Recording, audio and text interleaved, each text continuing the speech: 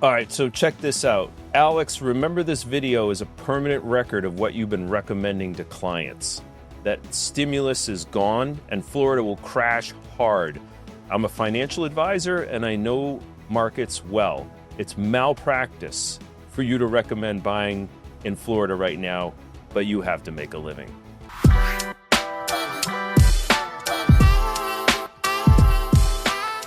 Wow. did you respond to that? Well, literally, here's my response. With all due respect, I disagree. I have enough of a degree of experience to formulate my own opinion based on circumstances. What are you basing your crash belief on? So I don't think it's going to crash, and I'm asking him further. Why does this financial advisor think the market's going to crash? And how many people do you actually think that way still currently? And what is your opinion on the market actually crashing? Yeah, well, to answer the first question, there's some directly, like this gentleman, that are outright saying it, right, in an open public forum. Then we're getting, we run the team, so we're we have a lot of listings, so those aren't selling. So there's that. There's like this indirect of like, what's going on? Why aren't these houses selling? Then we're literally getting people that say this, the individual home buyer out there. I'm talking to a couple of them right now that are waiting for interest rates to drop, see what's going to happen. And they're just holding back because they have fear that there is going to be some kind of crash. Well, eventually someone's going to be right because I've been getting that for 3 years. When I put out a video about 3.5 years ago, and I was saying in the video that there are no signs of anything crashing. So again, 3.5 years ago, there are no signs of anything crashing. But of course, you get the people that are pent up that feel like something is going to happen, something has to happen. Yeah, eventually. It doesn't have to necessarily be a crash, but it certainly could be a correction, an adjustment. It's never, it's very rarely this and then that and then this and then that, right? It Yeah. doesn't behave that way. But that's a headline that people have absorbed so deeply that they expect something tragic or drastic to happen.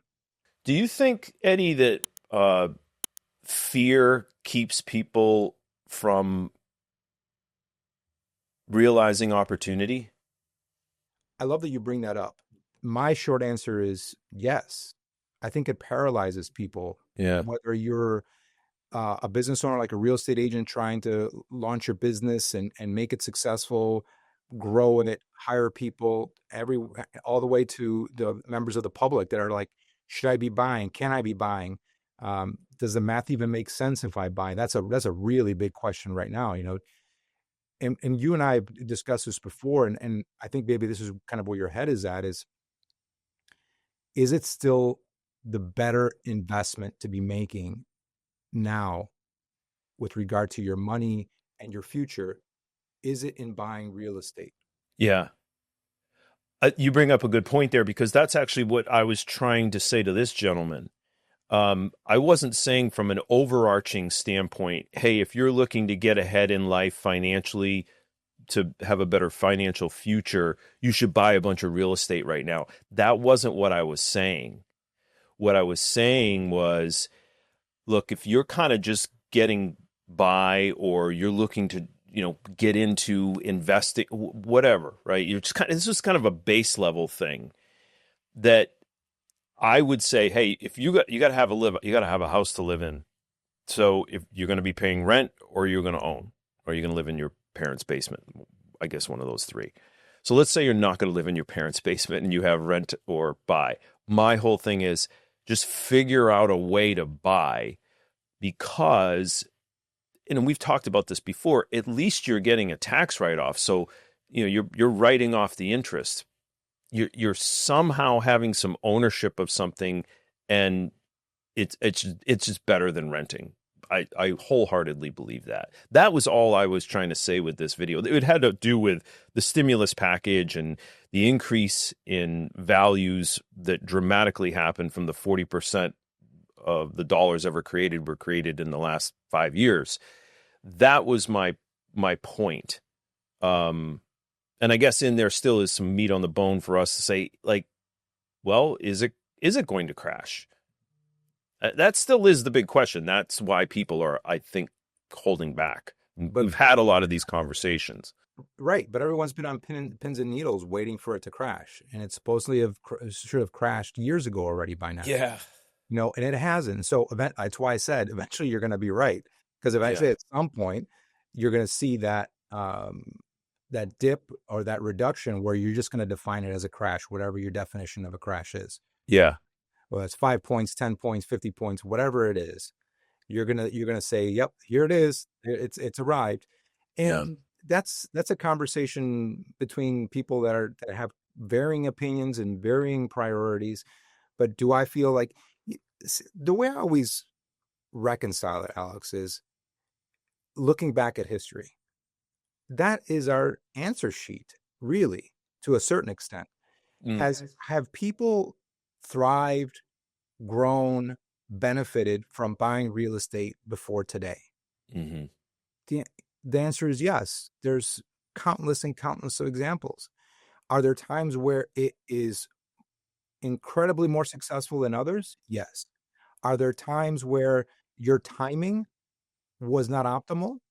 Yes. Is it also because you didn't make an astute or educated judgment call? Yes. Is it sometimes because the market just decided to bite you in the ass and you wouldn't have known it? Yeah, that too, right? Who would have known that COVID was going to come and do what it did? Obviously, that was positive for many people, right? Because prices went, if you were an owner, prices went from here to through the roof. And I know that's some of the data that you were looking at recently in terms of, what if we didn't have COVID? Where would we be? Right. And so there's all of these what ifs. But what we do know, back to my point about history, is that over time, it's been a very successful vehicle for financial success for the people that live in this country. Yeah. This has. You can't argue that. The timing and the nuance of today versus tomorrow, should I buy at this price today versus that price tomorrow, is there's just so much nuance. That's why buying and holding for the Mm. long term is your best bet. Whether you end up living in that house for the next 30 or 40 years or not, is that property something you can, to your point earlier, benefit from tax incentives and other benefits uh, as investment income? Maybe you don't live in it. Maybe you start renting it out, right? So there's math involved. There's a lot involved, but to say, and we all get this, especially in favorable markets as real estate agents, you guys are just here to open doors and make a commission, which is kind of what one of those comments was alluding to, is, "Well, you're just trying to sell me something." No, I'm I'm here to work and make commission, but I also know that people are going to buy real estate regardless. And if I'm the best suited for you, Mr. and Mrs. Buyer, and I'm going to explain to you why I might be a good fit to help you use this vehicle called real estate. Yeah.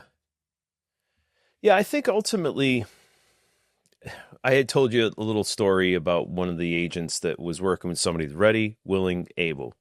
And that's one of the things. So, you agents out there, especially in a market like this, I think it's really critical to understand motivation. Like to me, out of LP Mama, listing price, motivation, agent, mortgage, appointment, that framework of having a conversation with somebody. If you were to key in on one most important thing, it would be motivation. So because out, if they don't have a high motivation, then we get back into this story, I guess, if you will, where the people wrote an offer on a house, went under agreement, checked all the boxes they wanted, and then they brought their mother-in-law over, and she didn't like the hinges on one of the doors, and they canceled the contract. So I guess what my point here is that this fear that's out there, people will use whatever reason. So I guess what I'm trying to get at here is, you as the agent out there, how do you get through that? Right. And what I'm trying to say is motivation. So keep kind of going back to that motivation. So you have to clue into that, or there's going to be the hinges. there's going to be this, or even if you're out in the car with somebody that doesn't have a high level of conviction, that's going to be a long haul. If you ever get to the destination of a closing for them, which you believe that's the best thing, and then for you to get paid. So I don't know how much relevance that is, but it's been a big deal for us.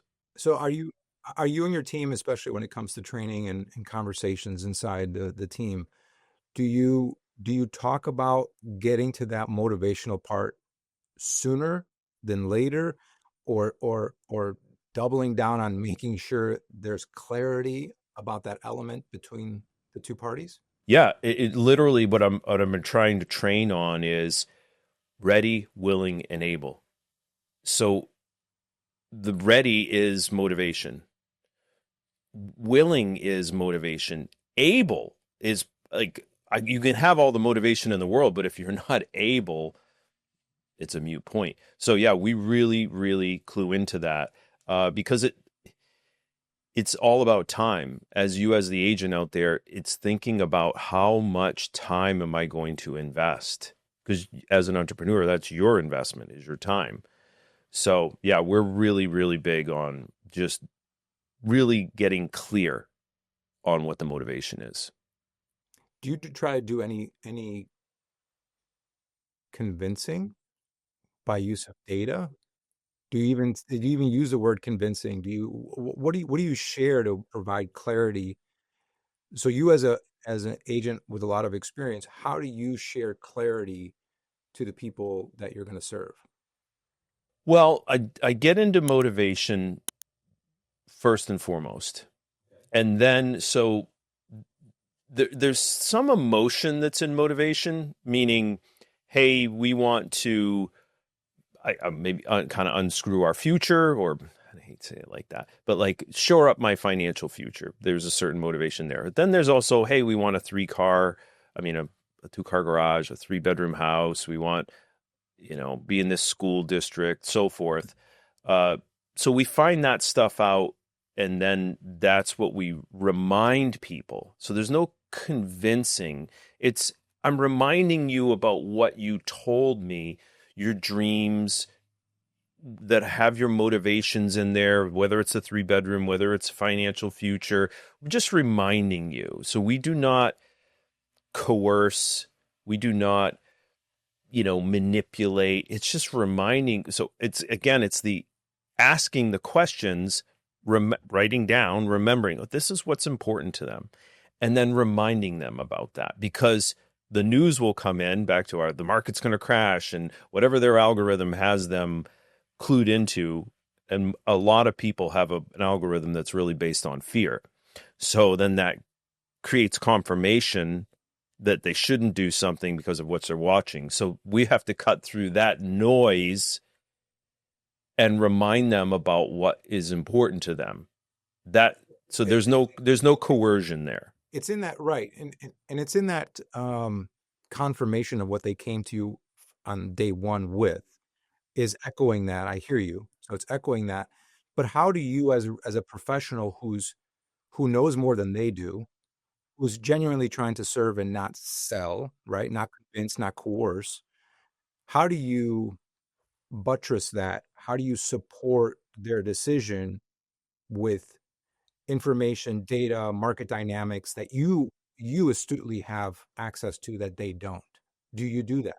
Oh, 100%. Yeah. I mean, one of the things that I've been teaching and has been really, and we've mentioned it here on this before, that's been really powerful, is what I think you're really kind of dialing into here, is a market analysis. Okay, we're curious. We like this property. Okay, as an agent, can you show them that they're not overpaying for the property? That is one. So that's a sticking point. I'm not saying it will be the ultimate one, but at least helps people feel. And if you can show them, hey, if you can get it at this is what I think it actually the value is. But because there's so much inventory, and if you look enough houses and you write enough offers, we say to write multiple offers and to flush out motivation out there. But anyways, if somebody can see that they're getting some equity, then the hinges that they're mother-in-law told him that she doesn't like might the value I'm getting, this under market value, kind of supersedes the hinges and the noise about I'm making a bad decision. I'm fearful if I buy this 6 months later, is the market going to dump? Um, I can't tell you what's going to happen in 6 months. I don't know what's going to happen tomorrow. I can have a rough idea, but yeah, it's the market analysis, it's the inventory that helps to shore that up, to buttress that up. So your motivation, and then can I show you value so that I feel like, okay, I'm making a good decision here. Does that make sense? It makes total sense. So you're not just opening doors then, right? Which is which is one of the common criticisms. I mean, I wanted to bring that to light too, is that, what do we do? Why are we valuable? And for agents that are watching this right now, and as you know, this podcast that Alex and I do is called The Relevant Agent, is to keep you relevant, to keep you Yep. valuable, is to keep you in front of criticisms that we know, not just because we're trying to protect our little hearts and our little pride. It's because we actually provide a valuable service. And so it's very important that you're able to articulate that, and not only articulate it as to why you're in a conversation, but actually demonstrate it the way you've described. Now, if we look at the flip side, Alex, and so you're talking about working with a buyer. What about this instance currently where, you're working with a seller, and that Jupiter listing specifically, you know, what is that recent activity told you in terms of the amount of people you had through the open house and the resulting offers? What does that tell you, and how do you counsel then accordingly to the client you're trying to serve on the listing side? We're so in alignment, man, because that's where I was going to go with it. So it's both sides. So understanding the data and motivation, right, from the buy side, and now flipping it over to the list side. Does the person have a high motivation to sell? And we did this on a previous episode, right? Of like, don't take listings that somebody's like, well, yeah, if I get the right price, that's going to be a long haul there. At least in our market here in Florida. Maybe you're in a different market around the country where, hey, if we get the right price, I know there's stuff up. We've had people. There's still multiple offers that are happening other places in the country. So we're talking specifically here about Florida. Yeah. So the market analysis, you're sitting with the person at the kitchen table. Do they have a high motivation? Because if they don't, I'm going to say I think it's an exercise in futility. You might feel good about getting a listing, especially if you're newer or, kind of maybe struggling. And it's like, hey, I finally got a listing. Uh, if it's not priced right, especially, I mean, what we're talking about here in Florida, just not going to sell. So back to that seller, to your example, just listed a property down in Jupiter, sat at the kitchen table. They're out of the house. So there's a motivation there. They've got a mortgage on the house, so they don't want to be paying a mortgage, and they're renting another property for other reasons. But so okay, all right, they have a high motivation. So I'm like, okay. So did the market analysis. It was a little bit tough to do it because it was it just wasn't a layup. It wasn't just super easy. Some of them are easier than others. We felt that this was a good price.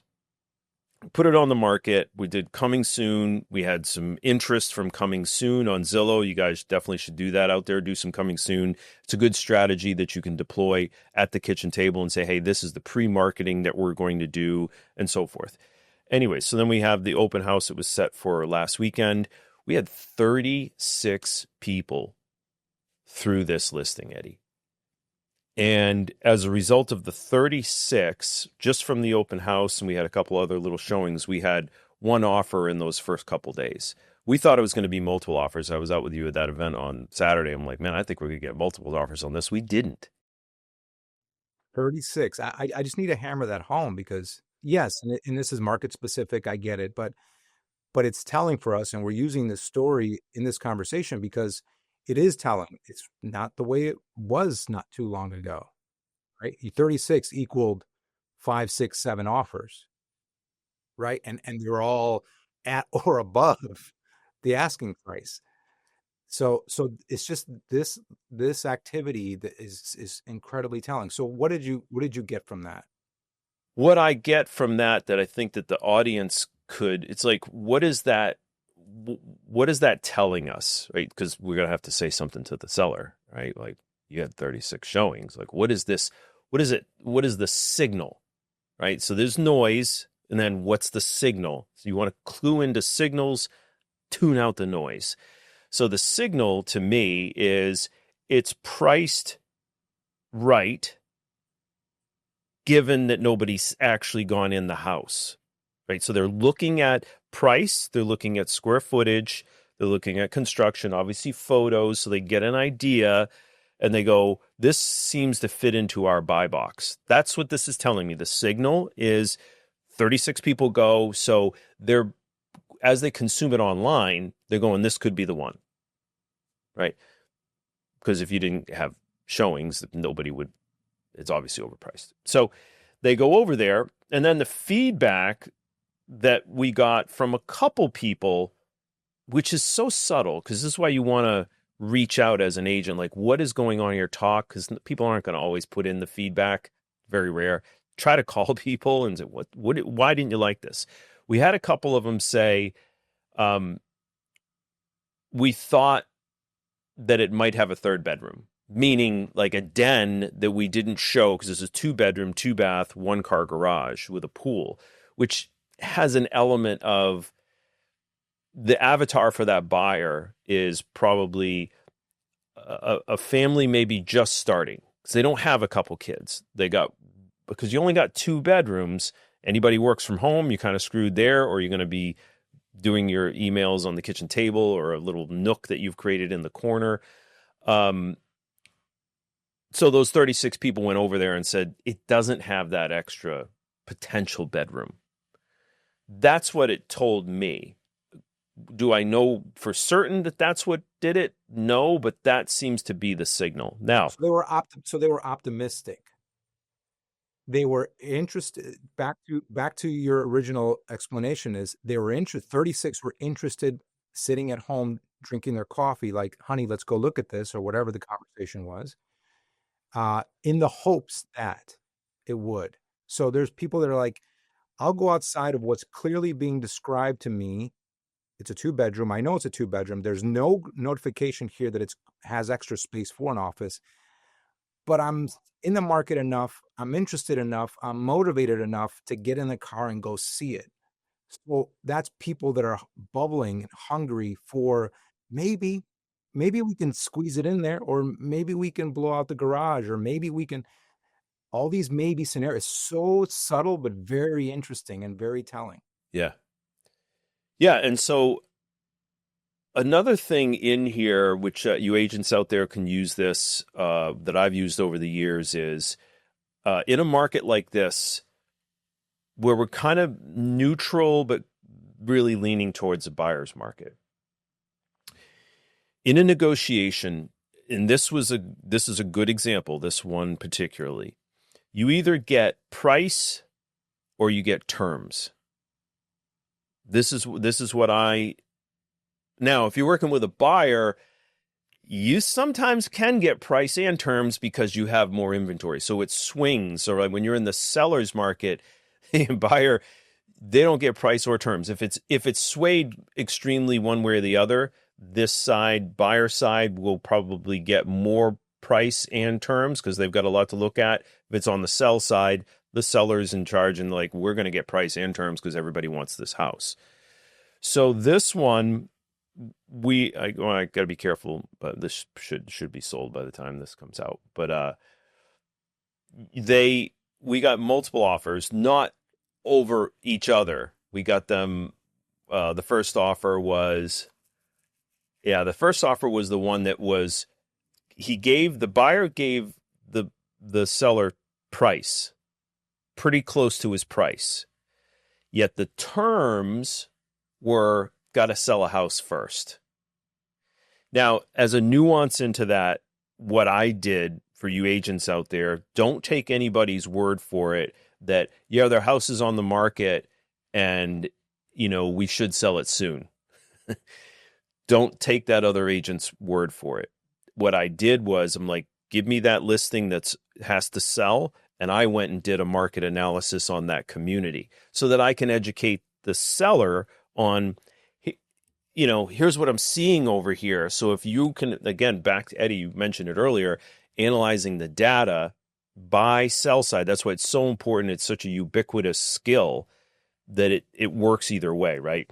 So I'm like, he's priced kind of well, but there actually are a couple others that are priced a little bit less and they're in similar condition. So I'm like, they're going to have to get through those first. So my point is that I'm able to educate the seller. I'm like, just don't go for this because you see the price that you like. Because it's a moot point if it doesn't sell, you're not going to get that price.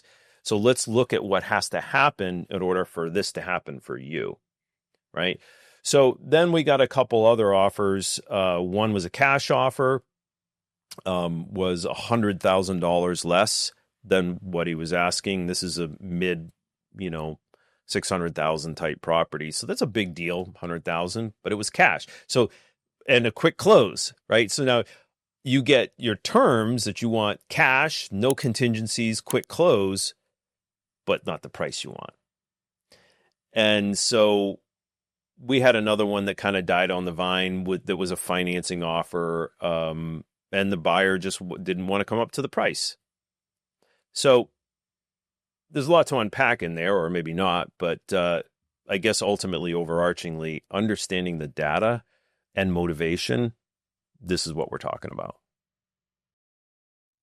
So what does all this tell us about the bigger picture, or the bigger question of, is the market crashing?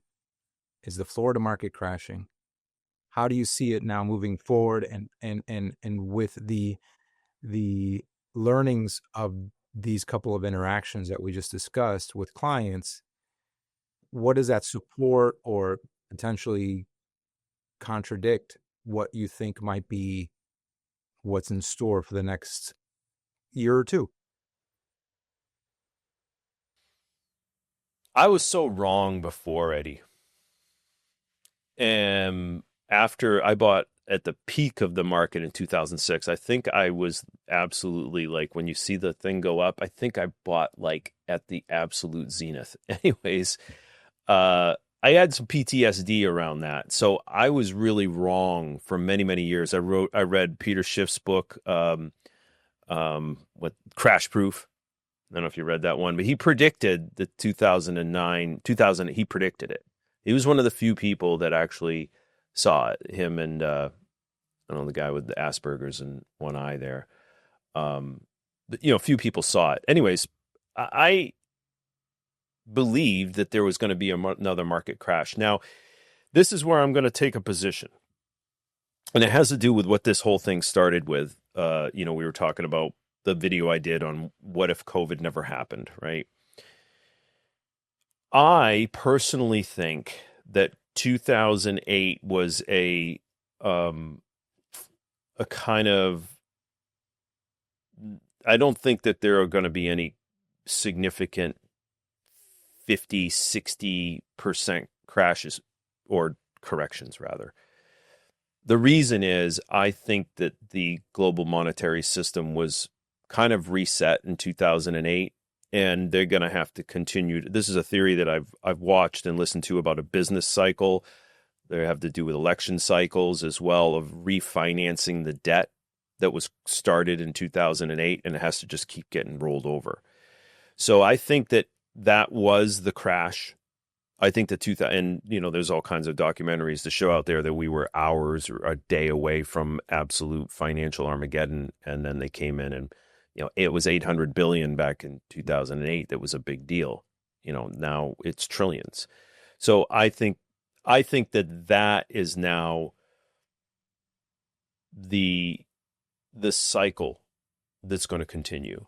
So back to this guy that's saying, it has to do with wages and tariffs and inventory and demand and rise in unemployment, reduction in government handouts.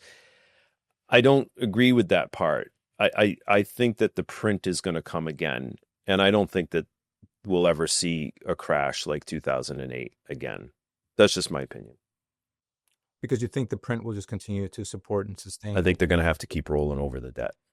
Yeah, I think we're so far. I agree that we're so far into the printing mindset that it's the only, we're so far into it that it's the only way to keep things going. So it is a bit of a charade. It is tenuous to say the least. And back to what you're originally talking about in terms of making investments in things that are beyond the actual dollar. Although a lot of it, of course, hinges on the dollar because it's value, and there's, someone will exchange that piece of asset for dollars eventually in some form, is to try to remove yourself or, insulate yourself as much as possible from that um, slap in the face that could be very likely. Yeah. Well, I like the word you used, insulate. It's basically a protection, you know, and you're protecting yourself against, if you're going with what I'm saying here, that the print, or my belief, that the print is going to continue, that inflation is going to continue. You got other people with and I'm not saying I'm right, man. You got other people with interesting opposing views to this, that we're going to head for deflation, that AI is going to actually drive prices down.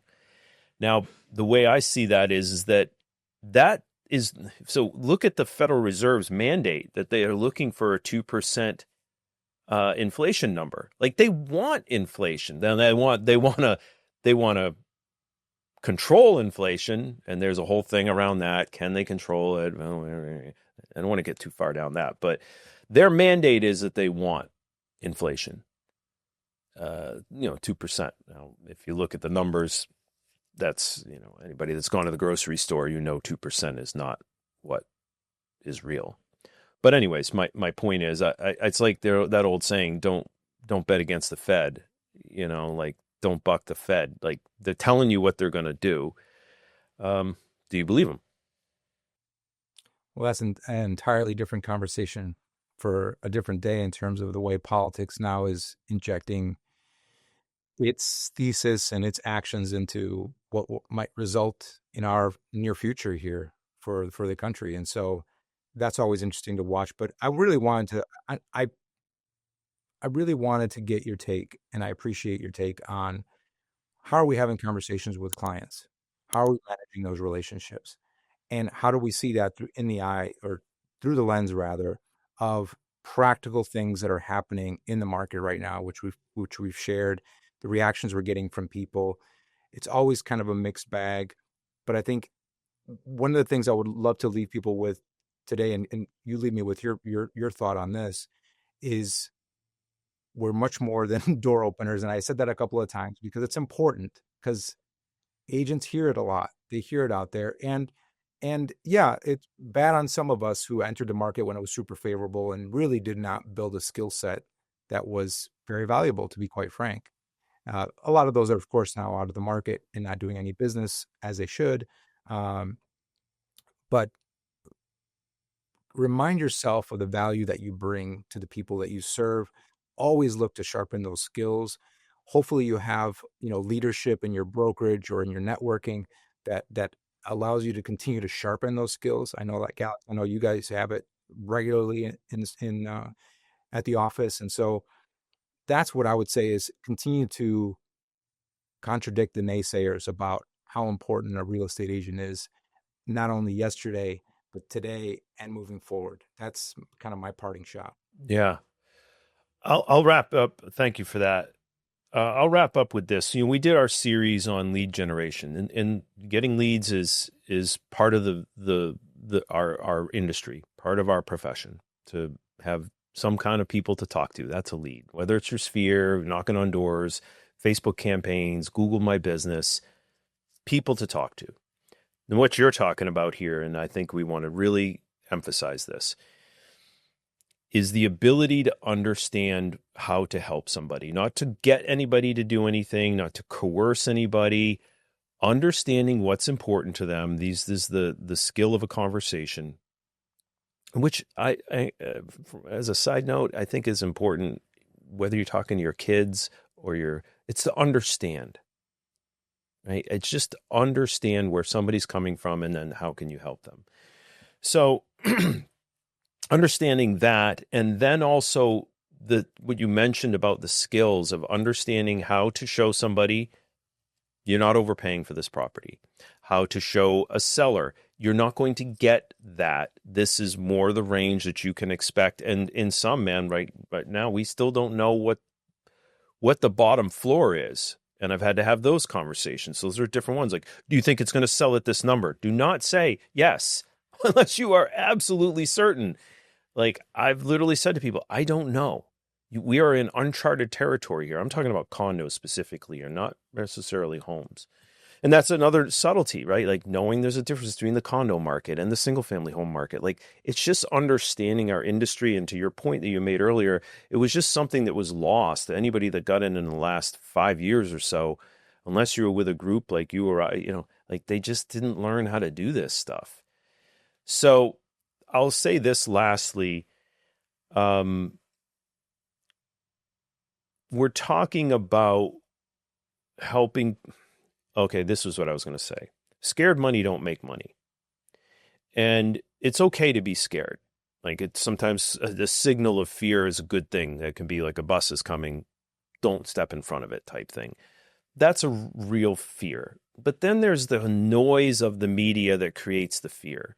So if that's holding you back, that fear, get with an agent or be that agent that can help somebody move through that fear with data. And then ultimately, look, man, if somebody bought a house in 2007 or 6, like me at the top, I only lost money if I sold it right away. If I actually held on to that property right now, I'd